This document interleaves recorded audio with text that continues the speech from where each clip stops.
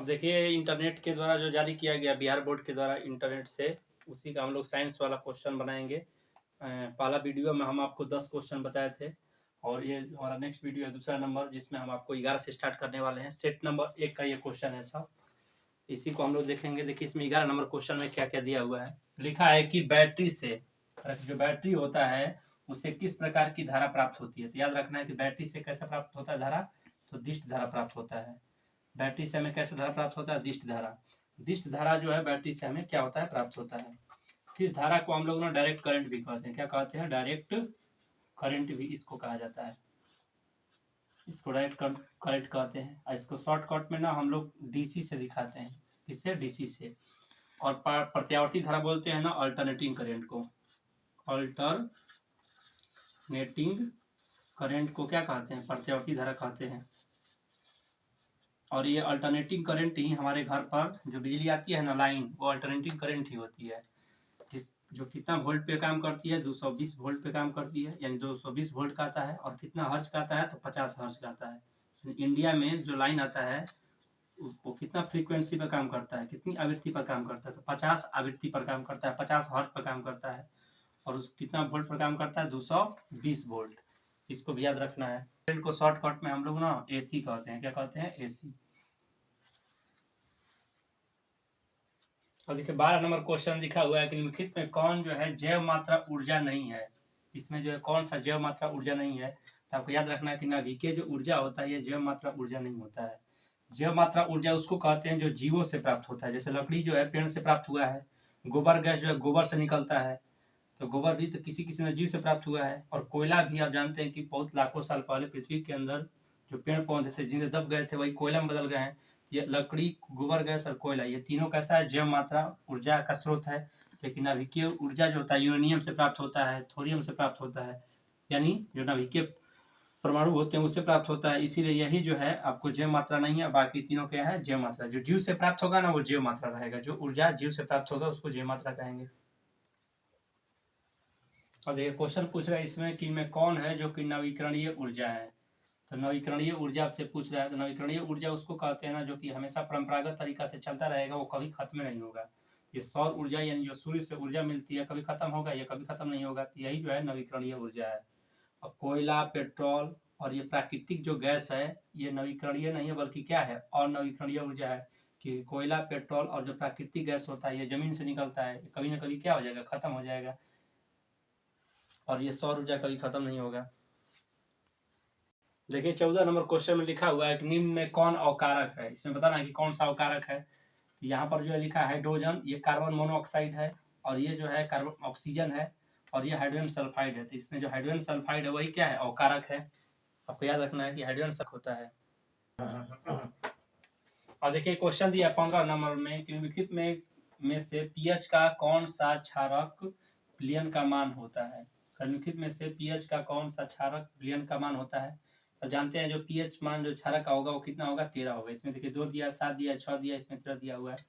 यानी जो क्षारक होते हैं ना उसके पीएच का मान 7 से क्या होता है, अधिक होता है। और 7 से अधिक यही 13 दिया है, तो यही आंसर हो जाएगा। जो अम्ल होता है उसके पीएच का मान जो है ना 7 से क्या होता है, कम होता है। यानी 7 से उसका वैल्यू कम रहेगा। यानी 2 और 7 जो 6, ये 2 लिखा है, 6 लिखा है, या किसी न किसी अम्ल का जो है पीएच मान है। और कर जो उदासीन रहता है उसका पीएच मान कितना होता है, तो 7 होता है। जैसे 7 है ना, तो ये किसी न किसी उदासीन विलयन का पीएच मान है। सब पूछेगा आपसे कि वर्षा जल का जो पीएच मान होता है कितना होता है, तो वर्षा जल का पीएच मान 7 होता है। या ऐसे भी लिखा जाएगा जल का पीएच मान कितना होता है, 7 होता है। या जो शुद्ध जल होता है उसका भी पीएच मान कितना होता है, 7 होता है।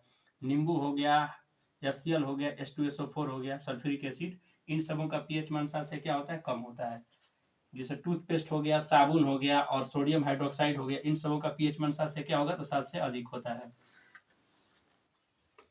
और दिया हुआ है कि निम्नलिखित में कौन सही है। इसमें 4 ऑप्शन दिया है, आपसे पूछ रहा है कि कौन इसमें जो है सही है। और देखिए लिखा है sodium carbonate into 5H2O, sodium carbonate into 10H2O, sodium carbonate into 7H2O, sodium carbonate into 2H2O।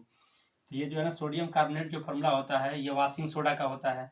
यानी जो धोवन सोडा होता है, धोबिया सोडा, उसी का ये फॉर्मूला होता है। तो जो धोबिया सोडा होता है यानी जो धोवन सोडा होता है उसमें जो है ना वाटर के कितने परमाणु, वाटर के कितने जो है मोलिक्यूल्स होते हैं, तो वाटर के जो 10 मोलिक्यूल्स होते हैं। यही आपको बी नंबर ऑप्शन हो जाएगा। आपसे कई बार भी पूछा है क्वेश्चन में कि जो धोवन सोडा है उसमें वाटर के कितने जो है मोलिक्यूल्स पाए जाते हैं, कितने जो है अणु पाए जाते हैं। तो वाटर कितने अणु पाए जाते हैं, तो वाटर के 10 अणु पाए जाते हैं। ऑप्शन में लिखा है 10, 9, 8, तो आपको 10 पिक करना है। लेकिन इसमें कौन सही हो जाएगा, तो ये वाला सही हो जाएगा, क्योंकि किसका फॉर्मूला है, यह है धोवन सोडा का फॉर्मूला Na2CO3 अब दिया इसमें क्वेश्चन में जो लिटमस रंजक बैगनी रंग का होता है। तो आपसे भी क्वेश्चन पूछ सकता है कि लिटमस जो रंजक कैसा होता है, बैगनी रंग का, जो निकाला जाता है लाइकेन से, लाल पत्ता गोभी से, हल्दी से, पेटूनिया फूल से। ये सभी न सभी जो है कि लाइकेन एक पौधा का नाम होता है, लाल पत्ता गोभी जानते हैं, हल्दी जानते हैं, पेटूनिया का फूल होता है, पेटूनिया पौधा का नाम है। तो जो लिटमस होता है ना, वो लाइकेन के पौधा से प्राप्त किया जाता है। जो लाइकेन होता है उसी पौधा से जो है लिटमस रंजक को प्राप्त करते हैं। किसे निकाला जाता है, तो लाइकेन से निकाला जाता है। ऐसे भी क्वेश्चन पूछ सकता था कि लिटमस जो है किससे प्राप्त किया जाता है, तो लाइकेन से प्राप्त किया जाता है। लिटमस क्या होता है, तो एक प्रकार का सूचक होता है। ये अम्लीय माध्यम में जो है ना बैगनी को में से बैगनी से किसमें बदल जाएगा, लाल में। तो पूछ सकता है कि लिटमस जो सूचक होता है वो अम्लीय माध्यम में बैगनी से किस रंग में बदल जाता है, तो लाल रंग में। और क्षारीय माध्यम में लाल से किसमें बदल जाएगा, तो बैगनी में बदल जाता है। और एक क्वेश्चन दिया हुआ है कि बुझा हुआ चूना पर क्लोरीन गैस की क्रिया से कौन सा पदार्थ बनता है। विरंजक चूर्ण बनता है, कि कैल्शियम क्लोराइड बनता है, कि हाइड्रोक्लोरिक अम्ल बनता है, कि जल बनता है। तो बुझा हुआ चूना का मतलब क्या होता है, तो बुझा हुआ चूना का मतलब कैल्शियम हाइड्रोक्साइड। तो कैल्शियम हाइड्रोक्साइड को ही बुझा हुआ चूना कहते हैं। और जब इसे क्लोरीन गैस इसमें प्रवाहित करते हैं ना, तो आपको ब्लीचिंग पाउडर बनता है, यानी विरंजक चूर्ण बनता है। विरंजक चूर्ण का फॉर्मूला क्या होगा, CaOCl होता है। ऐसे भी कहीं कहीं लिखा रहेगा, या कहीं कहीं ऐसे लिखा रहेगा CaOCl2। आपसे पूछा जाएगा कि भुजा हुआ चूना पर क्लोरीन गैस की क्रिया से कौन सा पदार्थ बनता है, तो कौन सा पदार्थ बनता है, तो विरंजक चूर्ण बनता है। इसी विरंजक चूर्ण को हम लोग ब्लीचिंग पाउडर इंग्लिश में कहते हैं। तो विरंजक चूर्ण बनता है, ऑप्शन नंबर कौन हो जाएगा, ए हो जाएगा। और यही पूछता है कि ब्लीचिंग पाउडर का यानी जो विरंजक चूर्ण है इसका फॉर्मूला क्या होता है, तो इसका फॉर्मूला होता है CaOCl/Cl। ऐसे लिखा रहेगा, नहीं तो ऐसे लिखा रहेगा CaOCl2 लिखा रहेगा ऐसे। कैल्शियम क्लोराइड का फॉर्मूला क्या होगा, तो CaCl2 होगा कैल्शियम क्लोराइड का। हाइड्रोक्लोरिक अम्ल का क्या होगा, तो हाइड्रोक्लोरिक अम्ल का फॉर्मूला क्या होगा, HCl होगा। जल का सूत्र क्या होगा, तो जल का सूत्र होगा H2O। और ये पूछ रहा है कि सोडियम क्लोराइड का pH मान लगभग है, तो pH मान जो है सोडियम क्लोराइड का कितना होता है, 14 होता है। ऐसे पूछा जाएगा pH जो है सोडियम क्लोराइड का जलीय विलयन, अगर इसका जलीय विलयन बताइएगा सोडियम क्लोराइड का, सोडियम जो क्लोराइड दिया उसका जलीय विलयन का pH मान क्या होगा, तो जलीय विलयन का pH मान कितना होगा, तो इसका 7 होगा। यानी सोडियम क्लोराइड का जलीय विलयन का pH मान कितना होता है, 7। लेकिन ऑप्शन में आपको 11, 12, 13 नहीं होगा, क्या होगा, 14 होगा। जैसे लिखा हुआ है कि नीला थोथा का रासायनिक सूत्र है, तो नीला थोथा का रासायनिक सूत्र होता है कॉपर सल्फेट इंटू 5H2O। याद रखिएगा, ऑप्शन नंबर कौन होगा, बी होगा। कि कॉपर सल्फेट इंटू 5H2O को ही नीला थोथा के नाम से जानते हैं।